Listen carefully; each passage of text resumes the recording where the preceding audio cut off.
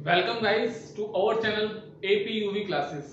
आज की इस क्लास में हम लोग देखेंगे फाइनल अकाउंट। टैली के अंदर फाइनल अकाउंट होता क्या है, हम वो सारी चीजें डिस्कस करेंगे। तो चलिए वीडियो को शुरू करते हैं।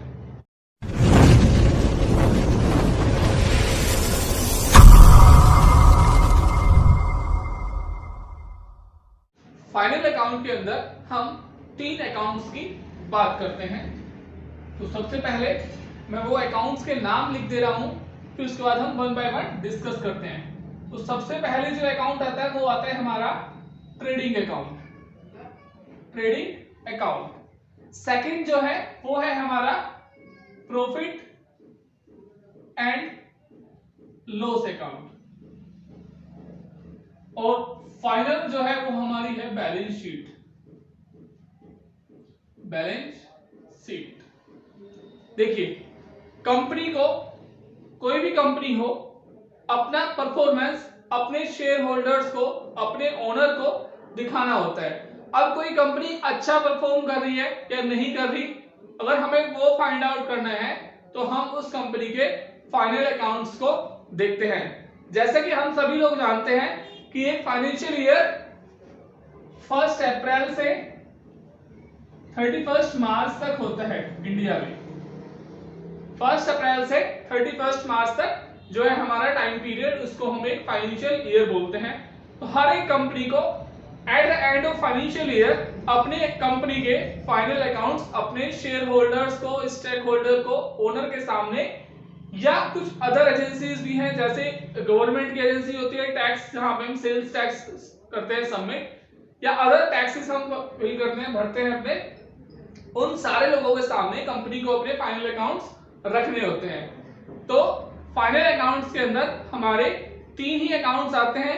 फर्स्ट है ट्रेडिंग अकाउंट, सेकंड है profit and loss account, and final जो है थर्ड वो है हमारा बैलेंस शीट। इन तीन अकाउंट्स को देखकर हम लोग कंपनी की जो भी फाइनेंशियल कंडीशन है उसको मेजर कर सकते हैं कि कंपनी कैसा परफॉर्म कर रही है, कंपनी के पास कितने एसेट्स हैं, उसकी लायबिलिटीज कितनी है, कंपनी ने कितना प्रॉफिट कमाया है या उसको कितना लॉस हुआ है, कितना उसने एक्सपेंस किया है और कितना उसने इनकम की है। तो चलिए वन बाय वन हम ये सारे अकाउंट्स देख लेते हैं और इनका जो फॉर्मेट होता है हम वो भी देख लेते हैं। तो सबसे पहले हम लोग देख लेते हैं ट्रेडिंग अकाउंट। ट्रेडिंग अकाउंट क्या है? एक फिक्स फाइनेंशियल ईयर या एक फिक्स टाइम ऑफ पीरियड में एक कंपनी के द्वारा कितना ग्रोस प्रॉफिट या फिर ग्रोस लॉस कंपनी ने गेन किया है, वो हमारा ट्रेडिंग अकाउंट दिखाता है। दूसरे वर्ड से हम बोल सकते हैं कि कंपनी के द्वारा जितना भी परचेज किया गया है या फिर सेल की गई है या फिर सारे जितने भी डायरेक्ट एक्सपेंस हैं और डायरेक्ट इनकम है, इन सारी चीजों को हम ट्रेडिंग अकाउंट के अंदर दिखाते हैं। तो ट्रेडिंग अकाउंट आप लोगों को समझ में आया? ट्रेडिंग अकाउंट एक फाइनेंशियल स्टेटमेंट है जो साल के लास्ट में, फाइनेंशियल ईयर के एंड में किसी भी कंपनी के द्वारा प्रोड्यूस की जाती है। इसके अंदर डेबिट साइड में हम सारे परचेज और डायरेक्ट एक्सपेंस दिखाते हैं, क्रेडिट साइड में हम सारी सेल्स और डायरेक्ट इनकम दिखाते हैं। इसी से हमें कंपनी का ग्रोस प्रॉफिट या ग्रोस लॉस पता चलता है। सेकंड है हमारा profit and loss account. Profit and loss account, तो प्रॉफिट एंड लॉस अकाउंट से किसी भी कंपनी के नेट प्रॉफिट या फिर नेट लॉस के बारे में पता चलता है। एक कंपनी ने एक फाइनेंशियल ईयर में कितना नेट प्रॉफिट कमाया या उसको कितना नेट लॉस हुआ, वो अगर फाइंड आउट करना है तो हम प्रॉफिट एंड लॉस अकाउंट से निकाल सकते हैं। दूसरे वर्ड्स में हम ये भी बोल सकते हैं कि इसमें हम सारे indirect expense and indirect income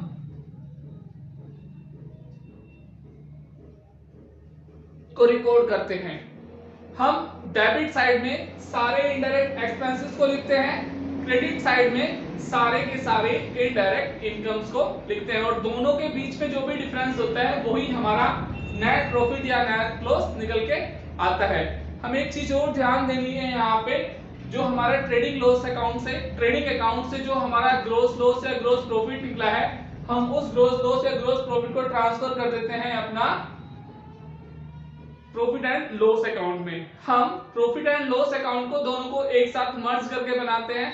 तो चलिए एक बार हम इसका फॉर्मेट देख लेते हैं, उसके बाद फिर आगे बैलेंस शीट को यहाँ पर एक फॉर्मेट बना दे रहा हूँ profit and loss and trading account का। इसके अंदर हमें ट्रेडिंग अकाउंट के अंदर कौन सी चीज डालनी है वो मैं यहाँ पे मेंशन कर दूंगा, प्रॉफिट एंड लॉस के अंदर कौन सी चीज डालनी है वो भी मैं यहाँ पे मेंशन कर दूंगा। तो चलिए शुरू करते हैं। यहां लिखेंगे पर्टिकुलर, यहां लिखेंगे डेबिट, यहां लिखेंगे हम पर्टिकुलर, यहां लिखेंगे क्रेडिट। तो ये हमारा फॉर्मेट है profit and loss and trading account का। तो सबसे पहले हम ऊपर बनाते हैं ट्रेडिंग अकाउंट, नीचे हम बनाते हैं प्रॉफिट एंड लॉस अकाउंट। तो मैं वन बाय वन एक बार सारी चीजें यहाँ पे लिख देता हूं, फिर हम लोग डिस्कस करेंगे कि कौन सी चीज ट्रेडिंग अकाउंट में आएगी और कौन सी चीज हमारी प्रॉफिट एंड लॉस अकाउंट में। देखते हैं हम trading and profit and loss account का फॉर्मेट और किस चीज को हम ट्रेडिंग अकाउंट में डालेंगे और किसको हम प्रॉफिट एंड लॉस में डालेंगे। तो सबसे पहले ये हमारी डेबिट साइड है, ये हमारी क्रेडिट साइड है। तो फर्स्ट आपने देखा होगा लिखा हुआ है टू ओपनिंग स्टॉक। कंपनी जिस टाइम पे फाइनेंशियल ईयर शुरू हुआ होगा तो कंपनी के पास जो स्टॉक था वो अमाउंट हमें यहाँ ट्रेडिंग अकाउंट में डाल देना है डेबिट साइड में। इसके बाद हम डालेंगे परचेज, परचेज के अगर कोई रिटर्न है, परचेज रिटर्न अगर हुआ है कोई, तो परचेज का अमाउंट यहाँ लिखेंगे और उसमें से लेस करेंगे परचेज रिटर्न। लेस करने के बाद जो भी अमाउंट आएगा वो हमारा यहाँ पे चला जाएगा। इसके बाद टू डायरेक्ट एक्सपेंस, अगर कोई भी डायरेक्ट एक्सपेंस है, डायरेक्ट एक्सपेंस क्या हो सकता है, जैसे वेजिस हो सकता है, कैरेज इनवर्ड हो सकता है, फ्राइट हो सकता है, फ्राइट इनवर्ड हो सकता है, वो सारे के सारे यहाँ पर आएंगे। इसके रिगार्डिंग मैं एक और वीडियो आपको डाल दूंगा, आपको एक नई वीडियो मिल जाएगी हमारे चैनल पर जिसमें पूरा हम बताएंगे कि किस चीज को कौन सा डायरेक्ट एक्सपेंस के अंदर आएगा, कौन सा इनडायरेक्ट एक्सपेंस के अंदर आएगा, कौन सा इनडायरेक्ट इनकम में आएगा या डायरेक्ट इनकम में आएगा। ठीक है, तो आप वो वीडियो जरूर देख लें, आपके लिए हेल्पफुल रहेगा।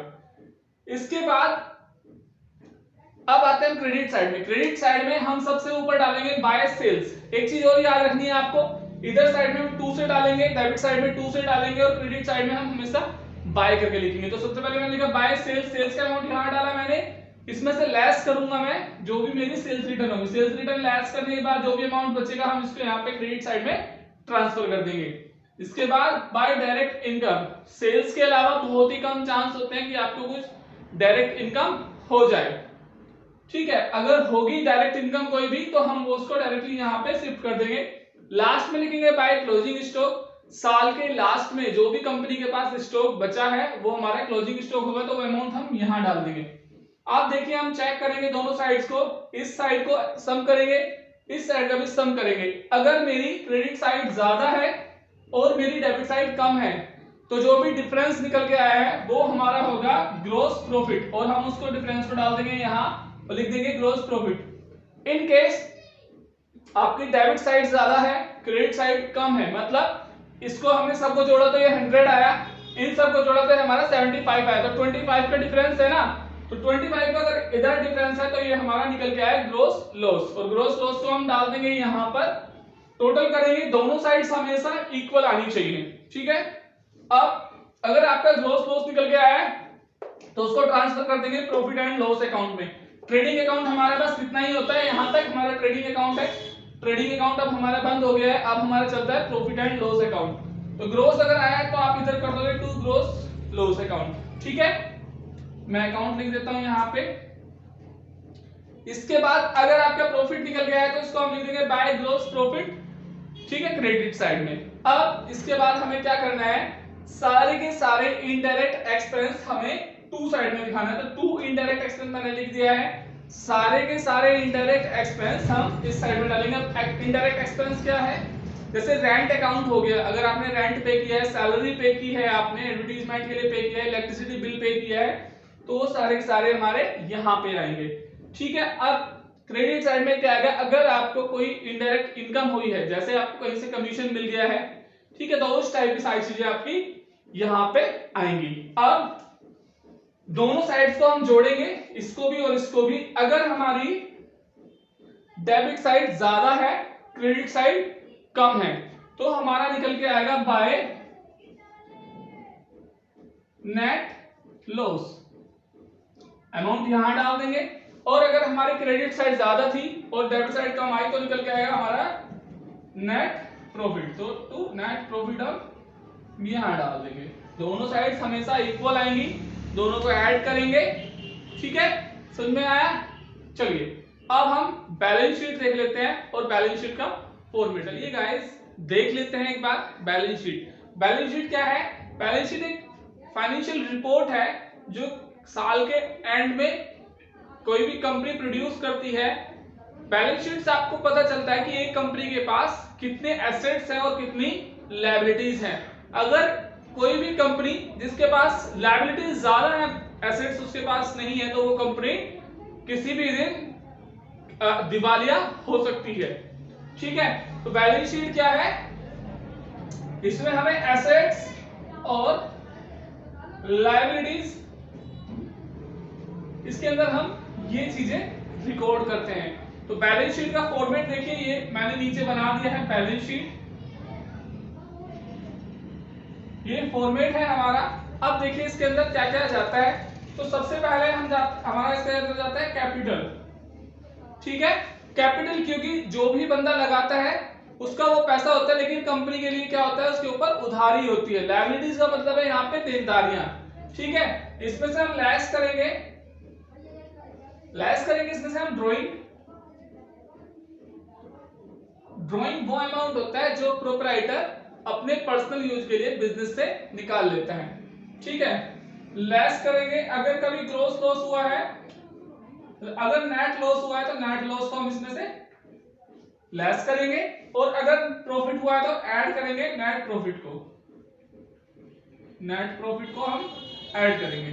ठीक है, जो भी अमाउंट आप बन के आएगा वो हम यहाँ पे डाल देंगे।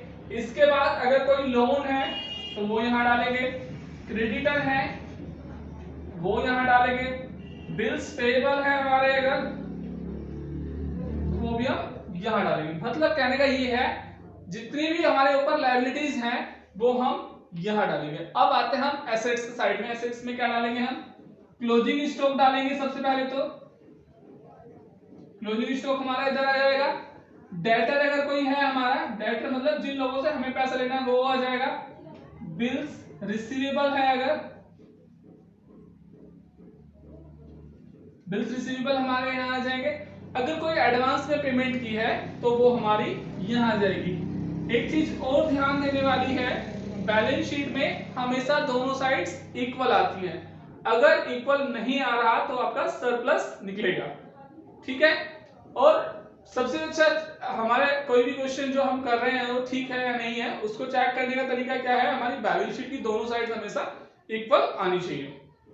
अब हमारे दिमाग में सवाल होगा कि हम क्वेश्चन कैसे करेंगे, तो नेक्स्ट वीडियो में हम लोग देखेंगे एक ट्रायल बैलेंस से कैसे हम अपना फाइनल अकाउंट्स बना सकते हैं। चलिए आज की वीडियो को यहीं एंड करते हैं। वीडियो अगर अच्छी लगी हो तो वीडियो को लाइक जरूर करें, अपने फ्रेंड्स के साथ में शेयर करें, और अगर चैनल पर नए हैं तो चैनल को सब्सक्राइब करना ना भूलें।